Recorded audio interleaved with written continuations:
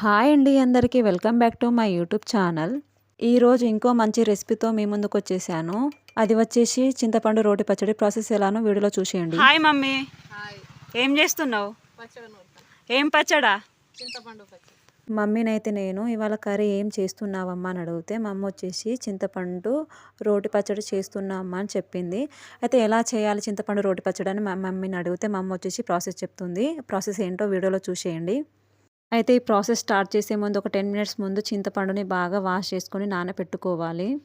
నానబెట్టుకున్న చింతపండుని అయితే ఈ ప్రాసెస్ మేమైతే రోట్లో చేస్తున్నాము కాబట్టి నానబెట్టుకున్న చింతపండుని రోటి దగ్గరికి తీసుకొచ్చి ఫస్ట్ అయితే రోకల్లో చింతపండు వేసుకోవాలండి. చింతపండు వేసుకొని గుజ్జులాగా పేస్ట్ లాగా చేసుకోవాలండి. దాంట్లో కొంచెం సాల్ట్ వేసుకొని పేస్ట్ లాగా చేసుకోవాలండి. మా అమ్మ వచ్చేసి అలానే చేస్తుంది. వీడియోలో మీరు చూశారు కదా, చింతపండులో కొంచెం సాల్ట్ వేసుకొని దానికి కొంచెం పేస్ట్ లాగా చేసుకుంది. దాని తర్వాత కారం వేసుకుంటుంది చూడండి. అయితే మీరు మీ చింతపండుని తీసుకున్న దాన్ని బట్టి కారం వేసుకోవాలండి.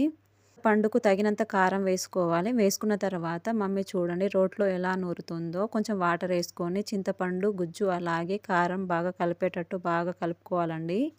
ఇలా ఒక 4 మినిట్స్ ఇలా పేస్ట్ లాగా చేసుకోవాలండి. చూడండి మా అమ్మ వచ్చేసి ఎలా చేస్తుందో. రోకలి కదా కొంచెం టైం పడుతుంది. మిక్సీలో అయితే ఫాస్ట్గానే అయిపోతుంది కదా. ఈ చింతపండు పచ్చడి అనేది వేడి వేడి అన్నంలో చాలా టేస్టీగా వస్తుందండి. దానికోసం మేము చేస్తున్నాము. దీంట్లోకి ఎప్పుడు ఒక ఆనియన్ అయితే బాగా క్లీన్ చేసుకొని వెనక ముందు కట్ చేసుకొని దానికున్న పొట్టును తీసేసి ఈ రోట్లో అయితే ఉల్లిగడ్డ వేసుకుందండి. ఉల్లిగడ్డ వేసుకొని ఈ ఉల్లిగడ్డని కచ్చా పచ్చాగా దంచుకోవాలి. ఇలా కచ్చా పచ్చాగా దంచుకుంటేనే పచ్చడి అనేది చాలా టేస్టీగా వస్తుంది. మనం రైస్లోని కలుపుకొని తిన్నప్పుడు చాలా టేస్టీగా వస్తుంది.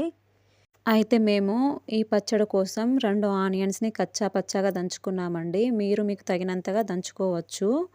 2 ఆనియన్స్ దంచుకున్న తర్వాత మళ్ళీ మా అమ్మ వచ్చేసి దంచుతుంది రోకల్లో. పేస్ట్ లాగా అంటే కొంచెం పెద్ద పెద్దగా ఉంది ఆనియన్స్ ముక్కలు అనేటివి, కొంచెం చిన్నగా కావాలని దంచుతుంది. ఇలా దంచేసిన తర్వాత ఈ పచ్చడిని మా అమ్మ వచ్చేసి ఒక బౌల్లోకి తీసేసుకుంటుంది. అయితే నా ఛానల్ని ఫస్ట్ టైం చూస్తున్న వాళ్ళైతే చిన్న రిక్వెస్ట్ అండి, ఫస్ట్ టైం నా ఛానల్ ఎవరైనా చూస్తున్నట్టయితే ప్లీజ్ సబ్స్క్రైబ్ చేసుకోండి.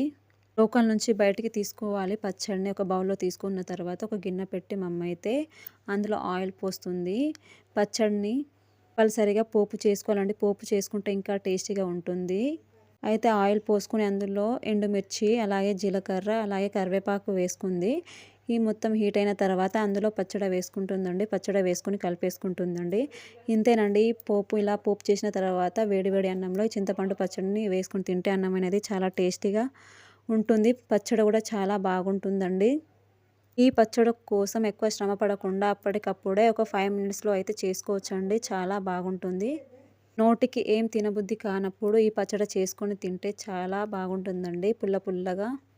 అలాగే ఆనియన్స్ కచ్చా పచ్చగా దంచుకున్నాం కదా, చాలా టేస్టీగా ఉంటుంది. మీరు కూడా డెఫినెట్గా ట్రై చేయండి. ఈ ప్రాసెస్ అయితే మీకు నచ్చుతుందని అనుకుంటున్నాను. ఇదైతే ఓల్డ్ ప్రాసెస్ అండి. మమ్మీ వచ్చేసి చేసిస్తుంది చూసేయండి. Thanks for watching.